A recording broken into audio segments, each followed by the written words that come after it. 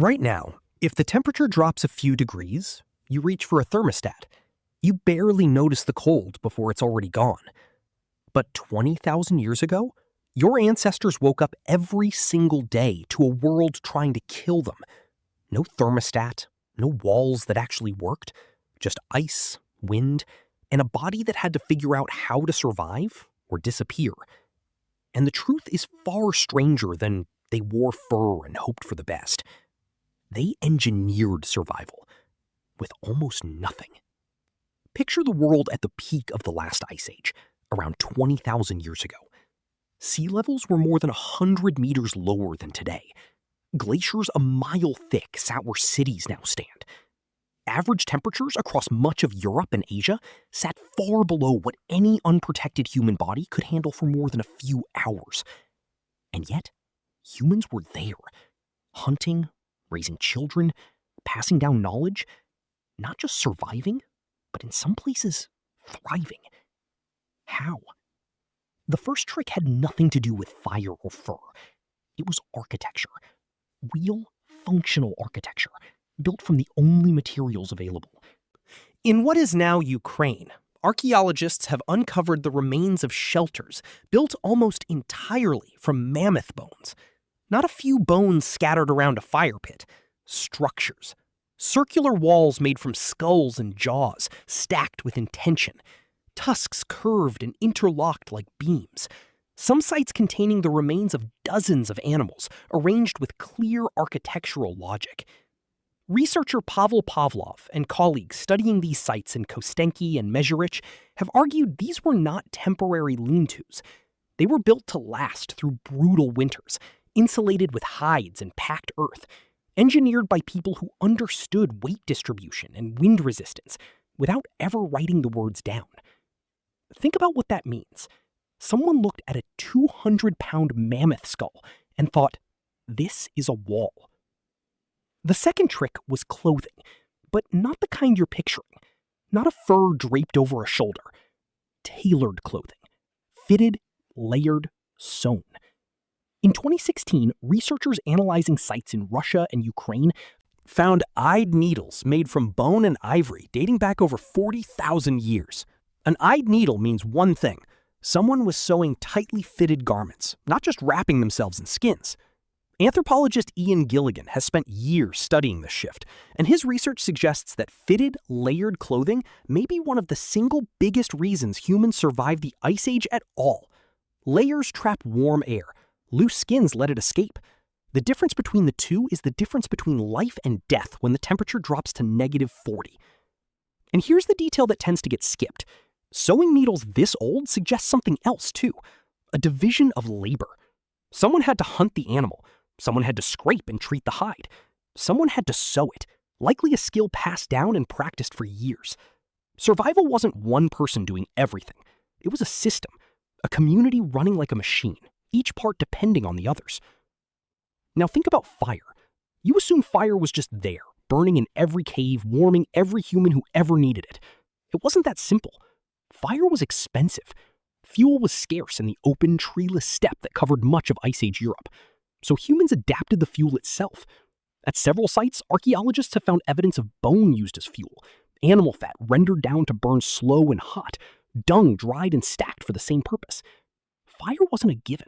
It was a resource, budgeted and protected like something priceless.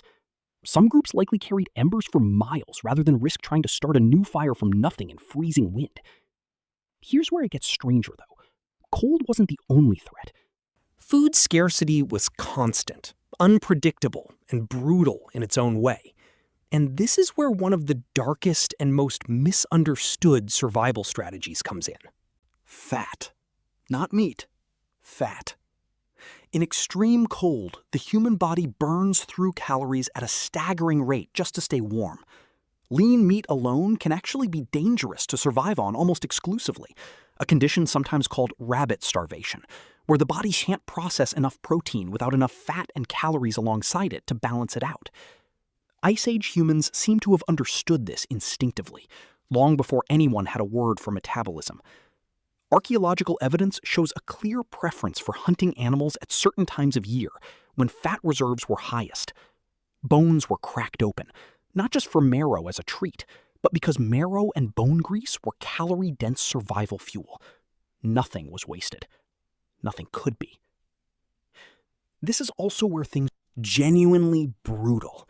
In periods of extreme famine, archaeological and genetic evidence from multiple Ice Age sites suggest cannibalism occurred, sometimes ritualistic, sometimes purely a matter of survival. Researchers like Sylvia Bello, studying sites such as Gough's Cave in Britain, have found cut marks and processing patterns on human bones that mirror how animal carcasses were butchered. This wasn't universal, it wasn't casual, but it happened in the darkest margins of survival, when the alternative was watching an entire group starve.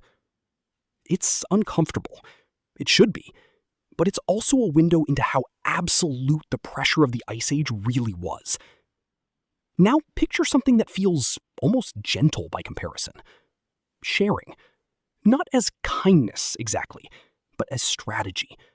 Groups that shared food, shared warmth, shared knowledge, outlasted groups that didn't. Anthropologists studying hunter-gatherer survival patterns have found something consistent across cultures separated by continents and thousands of years. Reciprocity. You give meat today because tomorrow you might be the one with nothing. This wasn't emotional generosity. It was math. Cold, hard, brutally logical math, dressed up as community. And that community extended to knowledge itself. Children weren't just kept warm and fed, they were taught how to read animal tracks in snow, which plants, rare as they were in the tundra, could be eaten and which could kill, how to move across ice without falling through. That knowledge had to be passed perfectly, generation after generation, because a single broken link in that chain meant people died. There's one more trick worth sitting with, and it's the strangest of all. Migration timed almost like clockwork. Many Ice Age human groups weren't wandering aimlessly. They were following herds, specifically reindeer and mammoth, whose own migration patterns were dictated by where ice retreated and grazing land opened. Humans had essentially mapped an entire continent's seasonal rhythm, memorized without maps, without writing, passed down as pure lived knowledge of when to move and where to go. Stop and consider what all of this adds up to. Architecture built from megafauna bones, tailored clothing engineered layer by layer, fuel budgeted like currency, nutrition understood on an instinctive biochemical level, community bonds built on brutal practical logic, and in the very worst moments, decisions so dark they're still hard to look at directly. None of this was luck. This was engineering, born from 20,000 winters of trial, error, and death, refined until it worked. And it did work. It worked well enough that you exist right now, reading this, in a warm room, completely unaware that the reason you're alive at all is a chain of survival decisions made by people who never saw a map, never wrote a word, and never knew their choices would echo tens of thousands of years into the future. So the next time the temperature drops and you reach for a thermostat without a second thought, remember what that same drop in temperature once demanded. Not comfort, not convenience. Everything you had, and sometimes everything you were willing to do, just to see the next morning. If you enjoyed this video, make sure to subscribe, because the next question might change the way you see the world too.